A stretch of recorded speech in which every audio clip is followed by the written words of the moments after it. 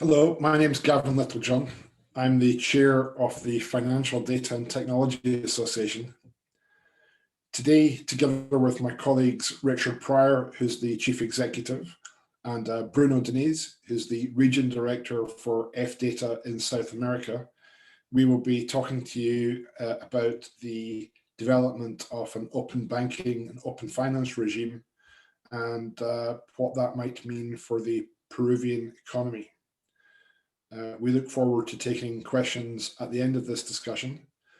In the meantime, I will take you through an introduction of FData and its background and run through a few slides just explaining a few of the key concepts and the importance of their impact on the broader ecosystem. But first, let me take you to the organization itself that we work for. So you can see on the map in front of you that the association operates in several different domains. We're organized on a continental structure. We were set up in Europe in 2013 during the period when data access was added into the second Payment Services Directive in the European Union. So PSD2 came into force in 2018, but the core concepts of the directive were drafted and the ink was dry in 2013. So that was when we were founded at the request of the UK Treasury to give the banking sector and the regulators a party representing the third-party providers, the fintechs, if you like, giving those actors a party to work with and negotiate with on the key terms. We've developed since then. In 2017, we launched in North America, supporting a growing ecosystem of data aggregators and customer-facing fintechs. And from that, we've extended out into, in quick order, into Australasia, Asia, and into South America, where we're currently working from today. You can see in the next slide deck a little bit about our membership. So the growth you can see, or the number of parties in Europe and North America reflects the fact that we've been in those markets that bit longer. But we're seeing very rapid growth now in Australasia and in South America of significant actors. Particularly, you can see in the South American chapter one interesting element, which is that three trade associations, AB Fintechs, ABCD, and APIPAG, are actually trade associations in the Brazilian ecosystem who've joined the FData community to get access to very specific open banking and open finance expertise. One of the things that we do in our role is that we take information on what has worked and what hasn't worked and the issues that have been evolving from one market, and we share it with other markets. And in that way, those learnings help to help the local ecosystem to develop more efficiently, and for the authorities and decision makers to think through what the key aspects are of the ecosystem characteristics that they like best. What we're going to try to do is to distill today some of those key learnings down into what we're describing in the next slide as essential elements for a healthy and successful open banking and open finance ecosystem.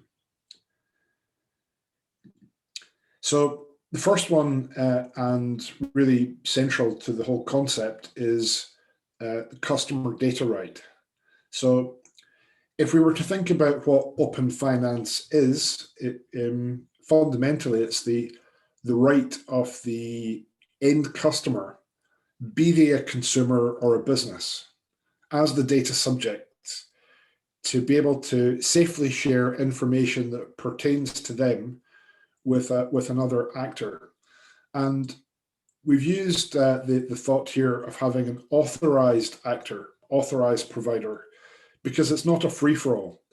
It shouldn't be the case that the end customer isn't certain whether the actor that they're sharing the data to is a legitimate entity that's going to be properly supervised and acting in their interest, right through to it being, at the opposite extreme, a criminal gang that's trying to get their information and using that information for doing the customer harm.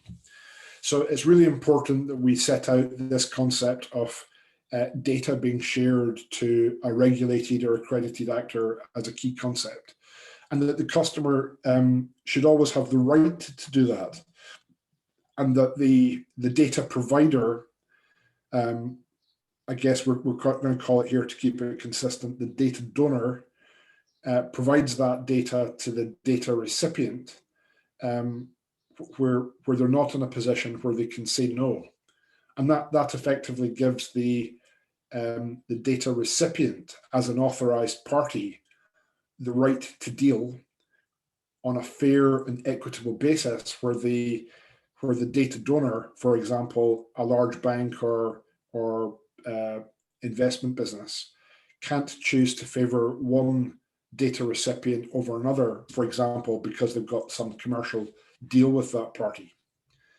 And what that leads us to is this thought that if there is that customer data right, it creates full reciprocity. It's not just that the big company has to share the data with the small company, but given the customer's permission, the small company should have to share the data with the big company. And that requires, in order for that customer data right to be fulfilled, that all participants in the ecosystem should be required to participate. You should not just be allowed to say, actually, we don't want to play in this market space, and therefore we're not enabling any party to get data the customer has shared with us. And I guess the other important factor is that the data that is shared represents facts about the end customer. It's not that a data donor should be required to share their intellectual property. An easy way to understand the difference between those two would be, for example, the difference between a credit score and a credit file. The credit file containing facts about the individual or the business, the credit score being a method that company has applied, which is their intellectual property. So we're not in any way suggesting that the data donor should be required to share information that they've derived from the factual data to create something else. That's not the case. So I'm going to move on to the next slide, which is consent. So if the customer has established that they have the right to share the data, they express that free will through explicit consent. And the customer should be able to remove that consent when they no longer wish to have the service that's supplied by the data recipient company. It's really important when consent is shared that it contains information that gives legitimacy to the process. So the data recipient organization should make it clear what business they're in. And for example, if they're in the business of helping the company, the customer, be that a business or a consumer, to find a new loan for some purpose, then they should do just that. They shouldn't, for example, take the data to enable the customer to search for a loan and then use the data for an entirely different purpose. For example, selling the data to an advertising company without the customer's permission. And they should make it very clear precisely what data is needed for the role. So for example, the data recipient shouldn't be receiving data that's irrelevant to the job. They shouldn't be trying to take fields of data just in case they might need it at a future date, and should apply reasonably the concept of fair processing and data minimization, which basically means that you only take the data that you need for the job and not just anything that you fancy asking for. Okay, so one other thing which I'd like to say about consent. When the consent is revoked, it may be revoked at either the data donor or the data recipient side. It would be very important to the health of the ecosystem were the data to be revoked at the data donor side, the consent to be revoked at the data donor side, that they have a method of notifying through the API to the data recipient that the connection has been terminated in real time. And the reason for that is the end customer may have a financial product or service that is tethered to that consent, and may not understand that by terminating the consent at the data donor side, that they may be leading themselves into potential harm. An example could be if they've got a line of credit attached to the enablement of the data recipient to monitor their accounts and serve the credit. It could be that if they terminate the consent, that they've no longer got that line of credit. So it's important that not that the end customer is blocked at any point from terminating consent to their data. Of course, they're enabled to do that, but the parties on both sides are notified that that termination has taken place, so that they can talk to the customer in a reasonable way. So I'm going to move on now to point 3, which is the liability framework. I think from my perspective and watching what has unfolded across different markets, this is the one that's challenging to get right. And there are some interesting frameworks in the market today. Not all of them have got all of the aspects right, although some of them have made headway in certain areas. So let's just go through what the key areas are here. The first is that you need to seek to mitigate the impact on the end customer of loss of some description or misuse of data, which may lead to loss. And let's think through what those might be. So firstly, in an open banking or open finance ecosystem, we have moved from a linear relationship between the customer and their supplier of services to a plural or multilateral ecosystem, where the end customer may have shared the same data from the same source to one or multiple parties. And therefore, there are various different actors that have custodianship of the same data. Firstly, the data donor. Secondly, the customer themselves will have a copy of the data, potentially. And thirdly, the customer may have shared that data to different parties for a range of different service provisions. So we need to make sure that if one of those parties in the ecosystem, either the data donor or the data recipient, or indeed, and this is quite an interesting part, the customer themselves haven't misused the data in a certain way, because we're going to also lay out, in this case, the prerequisites of having an adequate policy in place to enable that the customer is made whole when things go wrong. So under PSD2 in the European Union, they required the data donor to enable the sharing of payments data. And they said that when the data is shared, that the party who is the recipient, if they're not a large actor with a big balance sheet, for example, a retail bank, that they would have to put in place cyber insurance to enable the customer to be made whole in the event of a major data breach, or where the customer's information was spilled on the internet, and so forth. Thankfully, to date, under PSD2 in the EU, we've not yet had a public incident that has been of any scale, but I don't think it's reasonable to assume that there won't be something happen. Of course, there will at some stage, and it requiring the market participants to be adequately covered to provide some compensation to the victim is a useful thing to anticipate. And then, how do you make the customer whole? How do you work your way through the issues relating to that to enable such concepts as accountability, to ensure that the liability is clear and that you know which party is at fault?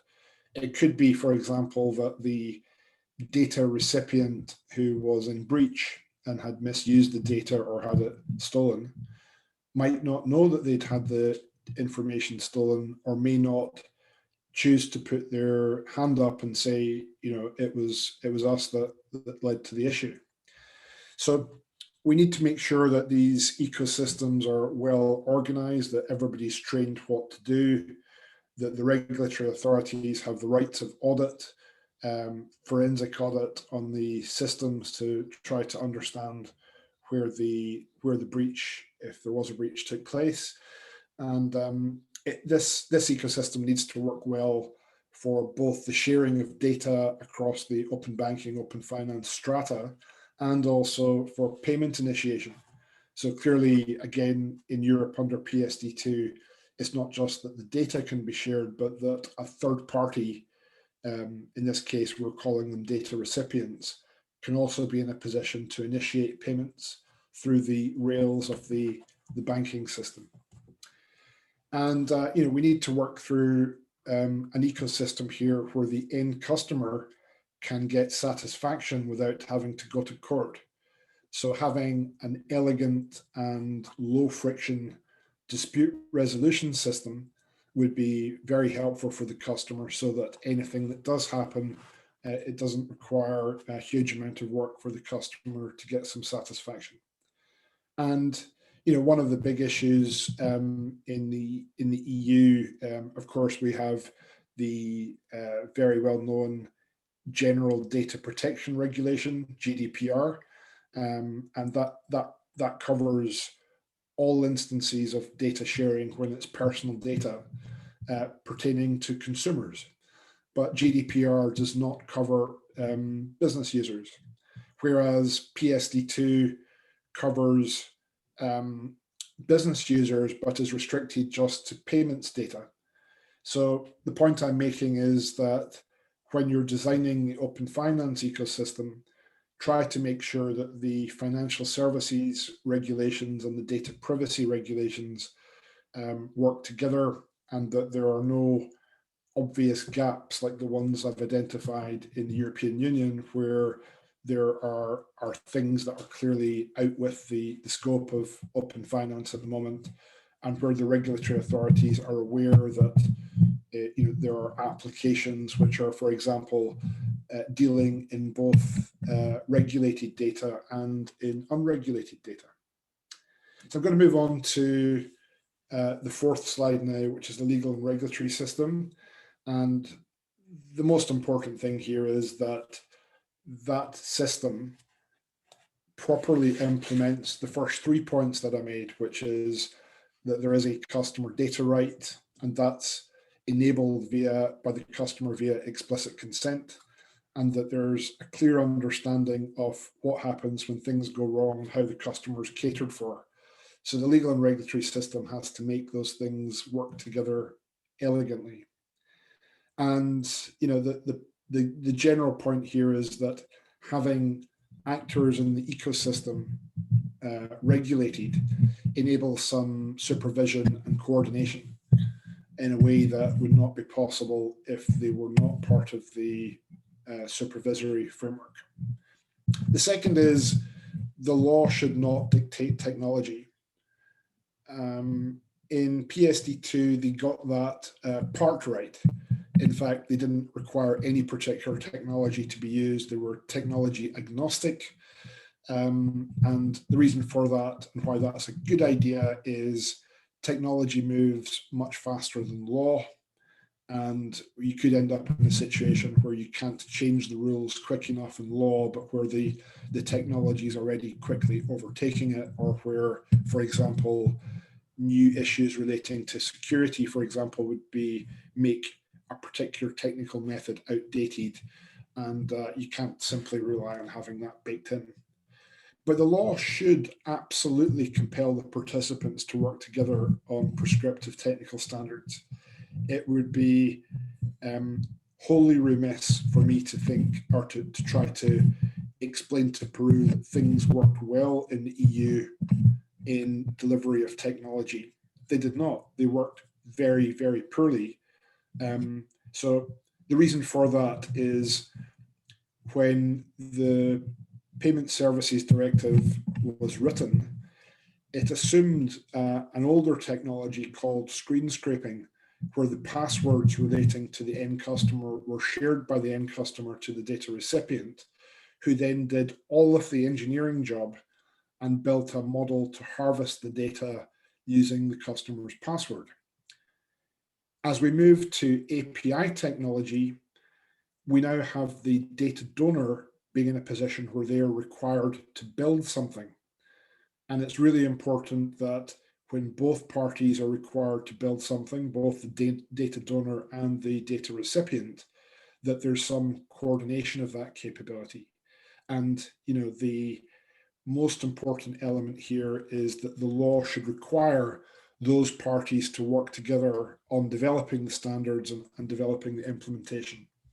And actually, we've not found any real argument amongst the people who are smart technologists on the methods.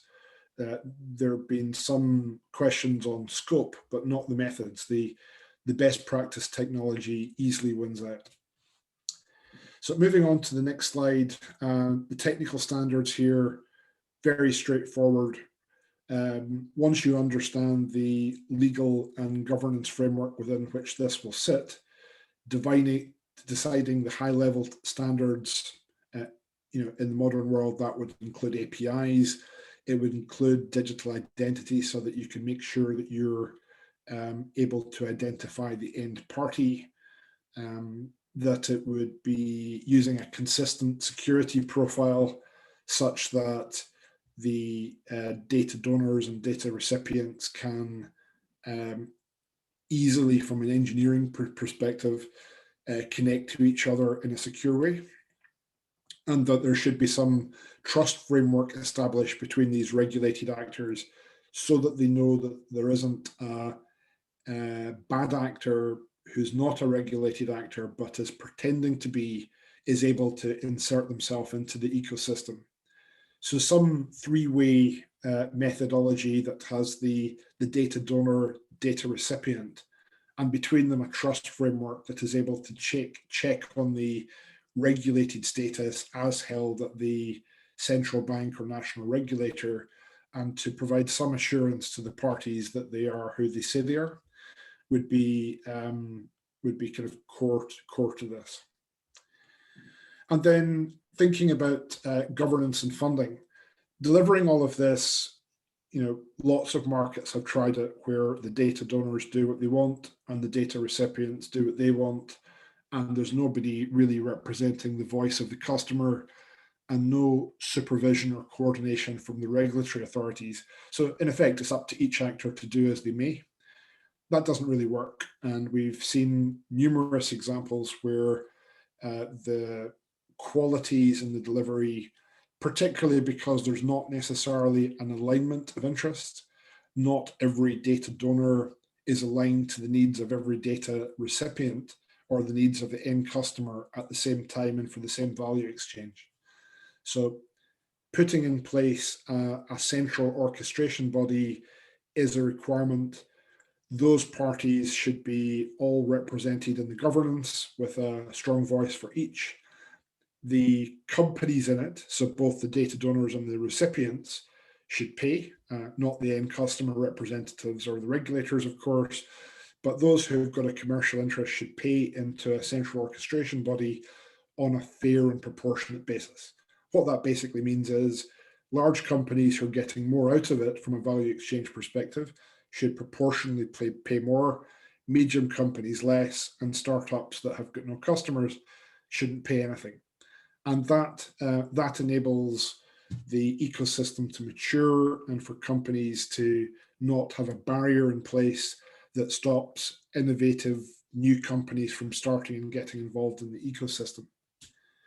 In terms of priorities, consultation between those actors is critical. It shouldn't be law that sets the whole scope of priorities and the roadmap for delivery, but the law should prescribe that participation is required and then leave it to the industry to work together through that central orchestration body in an annual consultation to work out which things to prioritize. And then you do that via a phased implementation. Trying to do all of the open finance ecosystem at one time would be difficult and not to be advised. But the key thing here is that when decisions are reached, that they're absolutely binding, and parties can't say, well, we didn't vote for that idea and therefore we're not doing it. They should be involved, all parties should be involved in the consultation, they should put forward their point of view, but when decisions are made, there needs to be binding and accountable delivery. And then I guess the final kind of key point here is once delivery is made, there needs to be proper conformance testing. There needs to be an understanding that the ecosystem participants have all met the required standards that have been set down in the written standards. And the best way to do that is not to leave it up to the ecosystem actors themselves to decide whether or not they have met the standards. That leads just to a lot of arguing, makes it very difficult for the regulatory authorities to really understand which side of the argument to believe. And ideally, if you're able to develop a neutral central technology to measure technologies, that works best because it does not have a commercial interest in what's found or reported, but simply measures the performance. So that could be the speed of the return of the API, the throughput of the data, how many dropped calls there are in an API call, that the user experience guidelines have been adhered to, which is more subjective, but there should be some central authority that checks whether the key user experience requirements have been delivered by the party. And it really enables problem solving. In these situations, if there are issues and they're flushed out and you have a central implementation entity, and that central implementation entity has got some appreciation of the issues that are afflicting particular actors, then we can work with those actors to try to resolve them. And that's good for both the data donor and the data recipient. But of course, the end result here, and by far the most important, is that it leads to better customer outcomes. Because only if the technologies and the user experience is good will the data recipient applications work effectively and the customer experience be good. And ideally, those customer experiences should be focusing on trying to deliver innovation and competition, which will drive better customer outcomes. The other thing, of course, about this whole process is that because the data donor is subject to the same rules and reciprocity as the data recipient, it's to be encouraged, particularly among large actors, that they also think about occupying the data recipient role. It would be very important that the data recipient is able to innovate and, in the case of a large bank, for example, to know where their customers are when they're not with them. Those sorts of opportunities create much more tailored user experiences, ensure that the products that are manufactured and delivered to customers are suitable and that they treat those customers fairly, and that the online experience is enhanced because the end customer isn't having to constantly move into offline channels, for example, to establish their identity or to hand over information to a competing party. Ultimately, open finance is about solving information asymmetries in the ecosystem, enabling parties to compete on a fair basis and to build experiences that lead to better customer outcomes. So that's the end of the initial comments. And now what I'm going to do is work with my colleagues and move into the Q&A. Many thanks.